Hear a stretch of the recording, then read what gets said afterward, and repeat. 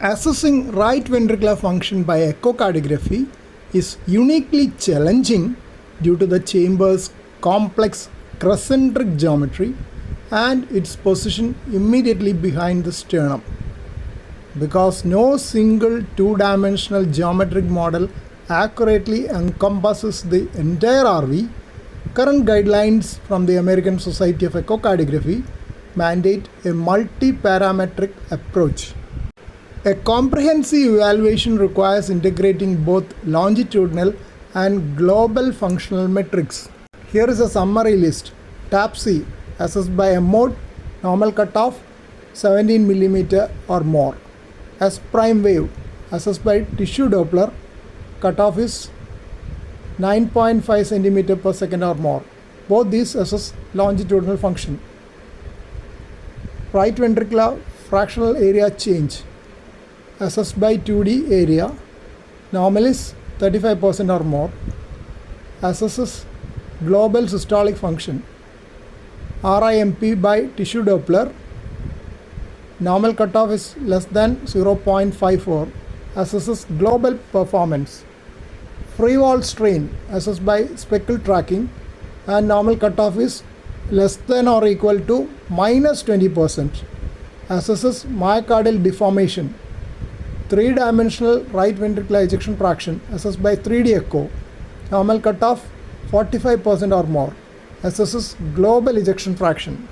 Longitudinal function, because the superficial myocardial fibers in the right ventricle are arranged longitudinally, base to apex shortening accounts for the vast majority of normal right ventricular stroke volume. TAPC or tricuspid annular plane systolic excursion, measured using a mode aligned through the lateral tricuspid annulus in an RV focused apical 4-chamber view. It records the total distance of systolic excursion. As prime wave velocity, measured using tissue Doppler imaging at the exact same location.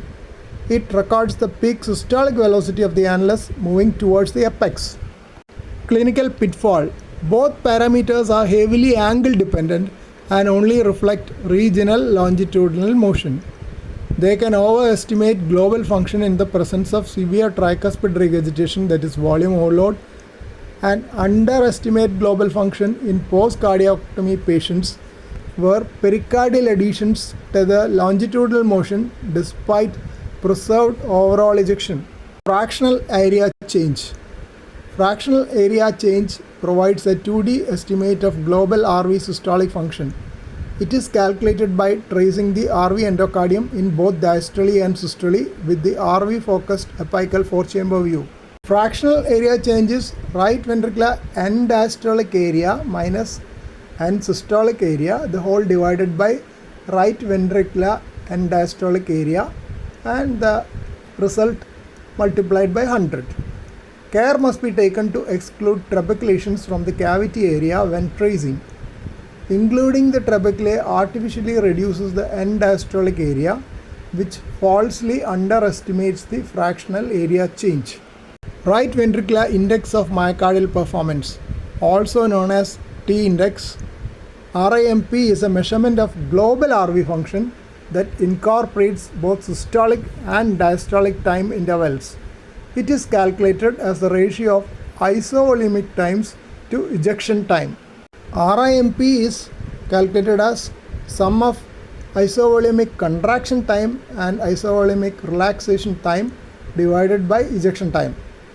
A higher RIMP value indicates deteriorating ventricular performance, more time spent in inefficient isovolemic phases relative to active ejection.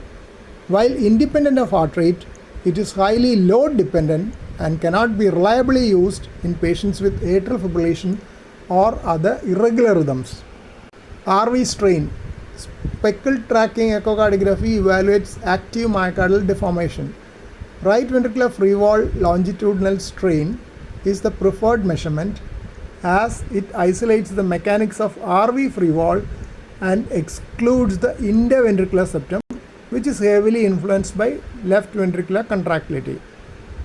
Normal myocardial shortening is typically greater than 20%, reported as more negative than -20%. Recent clinical focus has shifted from isolated RV function towards RV-PA coupling, the relationship between RV contractility and the pulmonary afterload it faces. The simplest non-invasive surrogate for this is the TAPC by PASP, that is pulmonary artery systolic pressure ratio.